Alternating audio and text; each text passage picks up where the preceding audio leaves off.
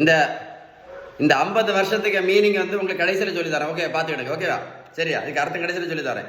மருத்துவத்தோட standard புத்தகம் Harrison என்ன சொல்லுது அப்படின்னா, நீங்கள் பேலன்ஸ் டேட்டு கடைபிடிச்சா மட்டும்தான் சுகர் மாத்திரை, ப்ரெஷர் மாத்திரை, கொலஸ்ட்ரால் மாத்திரை மட்டும் இல்லை, இந்த இன்சுலினை கூட என்ன பண்ணலாம், நிரந்தரமாக நிறுத்தலான்னு சொல்லுது.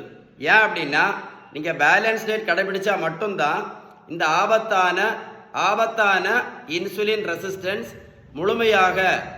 முழுமையாக சரியாகும் அப்படின்னு அந்த புத்தகம் தெளிவாக சொல்லுது. அது மட்டும் இல்லை, நீங்கள் பேலன்ஸ் டேட் கரெக்டாக கடைபிடிக்கலைன்னா இன்னும் 50 வருஷம், எத்தனை வருஷம்?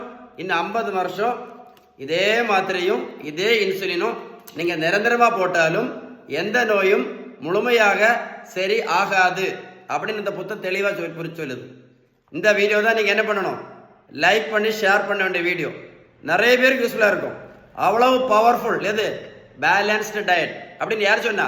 இந்த புத்தகம் தெளிவாக சொல்லுது. புரிஞ்சிருக்கேன்? 50 வருஷம் மீனிங் புரிஞ்சில்ல? வீடியோ வர கூட சேவ் பண்ணி வச்சு போட்டு கேளுங்க. அப்போ தான் உங்களுக்கு ரொம்ப யூஸ்ஃபுல்லாக புரியும்.